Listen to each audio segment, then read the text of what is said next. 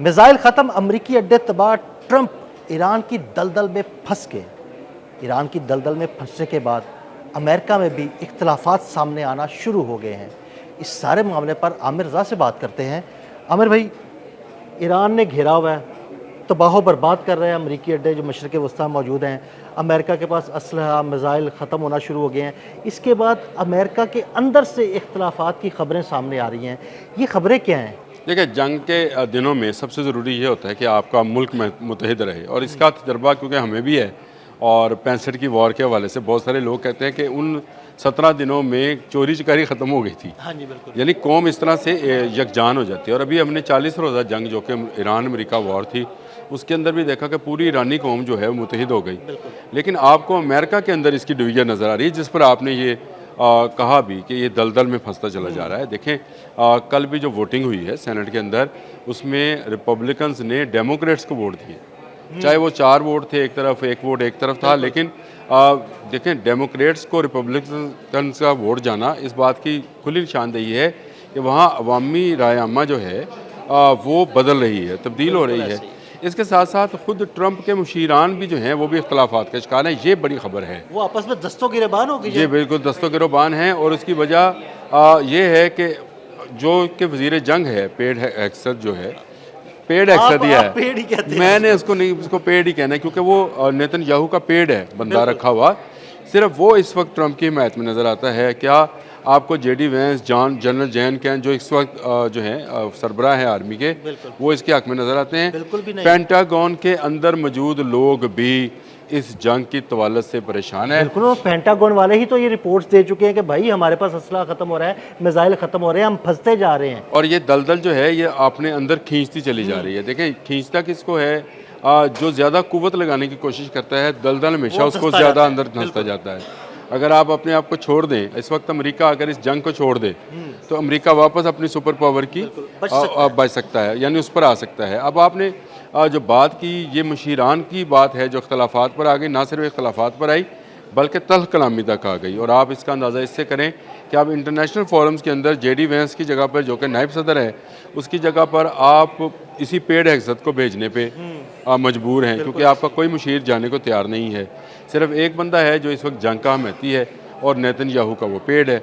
इसलिए ये सारी चीज़ें जो हैं डोनाल्ड ट्रंप के लिए परेशानी का बायस है। आप मुझे बताएं, जब वो एक बंदा वीडियो बनवाए कि मैं कॉन्फ्रेंस के दौरान च्युइंगम या टॉफ़ी खा रहा हूँ, इसका मतलब क्या है कि तुम रिलैक्स होना चाह रहे हो। आप रिलैक्स नहीं हैं। आपको ये जंग की तवालत लिए बैठी है। पेंटागन और CIA इसलिए परेशान है कि ये सारी कार्रवाई शुरू की गई थी मोसाद की रिपोर्ट के ऊपर, और मोसाद की वो रिपोर्ट गलत थी कि जैसे ही हमला होगा ईरानी अवाम उठ खड़ी होगी। ईरानी अवाम हमारी वो जो उस वक्त की बात थी उस पर अमल दरामद हुआ, और पूरी ईरानी अवाम जो है। उस वक्त आपने पता क्या बात की थी? आपने ये कहा था कि बेशक अंदरूनी इख्तलाफात मौजूद हैं, लोग एहतजाज भी कर रहे हैं, लेकिन अगर इन पर हमला हुआ तो ये कौम इकट्ठी हो जाएगी, और जब ये कौम इकट्ठी होगी तो अमेरिका के लिए इन्हें शिकस्त देना नामुमकिन होगा। जी बिल्कुल, अब यही हुआ। और दूसरी बात में आपसे बड़ी अहम जो आपने जिसकी निशानदेही की कि दोस्त नाराज़ हो रहे हैं, तो दोस्तों से मुराद ये पूरा मिडल ईस्ट है। देखिए, आहिस्ता आहिस्ता ममालिक में से ये आवाज़ें आना शुरू हो गई हैं। जिस तरह से कहा जाता है कि शायद कतर ने कोई लेटर लिखा है, कुछ जो है उर्दन ने भी कहा है कि हम पर जो हैं हमले जो हो रहे हैं, ये उन पर हमले असल में नहीं है, ये अमरीकी अड्डों पर हमले हैं। लेकिन धमाका अगर किसी जगह पर हो, आवाज़ मेरे तक आए, तो मुझ पर दहशत तो होगी, दहशत तो आएगी। और ये वो चीज़ है जिसका फ़ायदा चाइना उठा सकता है। देखें, इस पूरी स्टोरी के अंदर जो विन विन पोजीशन है वो चाइना की नज़र आती है। चाइना खामोशी के साथ अपनी तजारत को अरब ममालिक के साथ बढ़ाएगा, और आने वाले दिनों में देखिएगा जब अमन होगा, अल्लाह करे इंशाअल्लाह ताला ये अमन होगा और अमेरिका को यहाँ से जाना होगा, तो उसके बाद आप देखेंगे कि ना सिर्फ ईरान बल्कि पूरा मिडल ईस्ट के इस तरफ के जो ममालिक हैं 13-14, ये भी चीन के तजारत में शामिल हो जाएंगे। तो ये एक बड़ी शिकस्त जो है इस वक्त सामने नज़र आती है। अड्डे जो तबाह हुए, तो फिर आप उसकी तफसील जो है आपको मुझसे भी ज़्यादा पता है कि कौन कौन कोई अड्डा बचा ही नहीं। मैं तफसील क्या बताऊं, कोई अड्डा बचा ही नहीं। यानी इन 8-10 ममालिक में जो अमरीकी अड्डे हैं, उस पर एक के बाद एक कोई जो है शेख ईसा एयरबेस है, कोई अली अल सालम है, अली अल सालम अल-अज़रॉक है, अहमद जाबर है। बिल्कुल। तो जितनी एयर बेसिस हैं वो सारी तबाह हुई। फिफ्थ फ्लीट का जो उनका बहरीन के अंदर अड्डा था, उसको तो शायद वो जिन्हों से पंजाबी च कहने तुड़ बना लेता है कि जब दिल चाहता था उस पे हमला कर देते उसको चपेट मारनी। जब भी आपने मतलब अमेरिका को गुजरते मारना है, गुजरते हुए तू की करना बैठा। हाँ, उसको चपेट मार दी। अब यही मामला जो है वो उर्दन के साथ भी, जॉर्डन के साथ भी हुआ। और जॉर्डन में तो आमिर भाई पिछले कुछ दिन से मुस्तकिल हमले हो रहे हैं। देखें, आपको ये हमले और भी नज़र आएंगे। इसकी वजह यह है कि आहिस्ता आहिस्ता आपकी दिफाई कुव्वत कम हो। अमेरिका की जो हम कह रहे हैं ना कि अमेरिका की इंटरसेप्शन की कुव्वत जो है वो कम होती चली जा रही है। ईरान इस मामले में बड़े बेहतरीन तरीके से खेला है।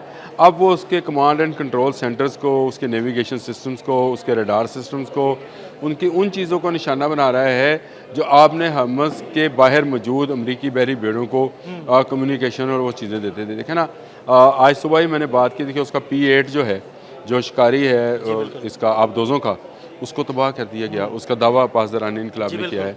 तो अगर ये सारी चीज़ें हकीकत पर मबनी हैं, तो आपने कल F-35 की बात की और उसमें मुझे लगा कि तो तीन F-35 में तो ये उन्होंने ये कहा कि जनाब हमने टोटल 6 तबाह किए हैं, 3 बिल्कुल नेस्तो नाबूद हो गए और 3 को नुकसान पहुंचा। नुकसान पहुंचने का मतलब ये है कि वो फ्लाई नहीं कर सकते। इसका मतलब 6 वो गए। हाँ जी। इसके अलावा भी देखें, अब शेख ईसा पे उन्होंने जो इनका हेलीकॉप्टर की वर्कशॉप थी जिस पर मेंटेनेंस किया जाता था, उस मेंटेनेंस सेंटर को उड़ा दिया। और मेंटेनेंस सेंटर को अगर उड़ाया तो ऑब्वियसली उस मेंटेनेंस सेंटर में 2, 3, 4 हेलीकॉप्टर जरूर मौजूद होंगे। मौजूद भी होंगे। और दूसरा, अगर आपका मेंटेनेंस सेंटर जो है वो ख़राब हो जाए या तबाह हो जाए, तो फिर आपको दोबारा उसको रिपेयर, यानी एक जो जगह हेलीकॉप्टर्स के रिपेयर्स के लिए बनी थी, पहले आपको उसे रिपेयर करना पड़ेगा। तो आपको उसके लिए टाइम चाहिए। तो आप उसके लिए टाइम गेन करने की कोशिश करेंगे। आहिस्ता आहिस्ता आप ट्रंप की तस्वीरों से ट्रंप के अंदर के हालात जो है वो जान सकते हैं। तस्वीरें देखें ना तो उसके चेहरे पर परेशानी के आसार बिल्कुल मैंने आपको वो चिंगम वाला या टॉफ़ी वाला जो वाक़या है वो बताया है। तो जो 2-1 जगहों पर उसने अपने आप को रिलैक्स दिखाने के लिए उसका सहारा लिया है। तो ये हमें, जब मैं ड्राइविंग सीख रहा था तो हमें बताया गया था, जब आप लॉन्ग ड्राइव पर हों तो आपके मुंह में टॉफ़ी या वो हो, ताकि जो एंग्जाइटी है वो उस तरफ ट्रांसफ़र रहे। ये नेचुरल फिनोमेना है। अब ये क्योंकि लंबा सफ़र है, ये छोटा सफ़र समझ के गए थे। ये समझे थे कि ये ईरान 4 दिन में 5 दिन में जाएगा। ईरान 40 दिन की जंग भुगत गया। ईरान आज 22 दिन की जंग भुगत गया। ईरान ने साबित कर दिया कि वो साबित कदम है। ईरान ने ये साबित कर दिया कि वो पूरी कौम एक है। और ईरान ने ताक ताक कर अमरीकी अड्डों को निशाना बनाया है। और अब अमरीका के अंदर, जहाँ से आपने बात शुरू की थी, रिजेंटमेंट आना शुरू हुई है। ख़ुद रिपब्लिकन्स के अंदर बहुत ज़्यादा रिजेंटमेंट है। और ख़ुद इसके जो मुशीरान हैं डोनाल्ड ट्रंप के, वो इस जंग को जो है ख़तरनाक करार दे रहे हैं। मेरा ख़्याल है कि ये आने वाले दिनों में ये इस दलदल के अंदर अगर और ज़ोर लगाने की कोशिश करेगा ट्रंप, तो और फंसेगा।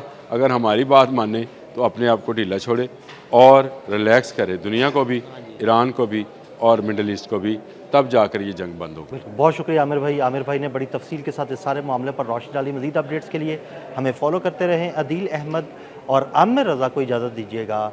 अल्लाह हाफ़िज़।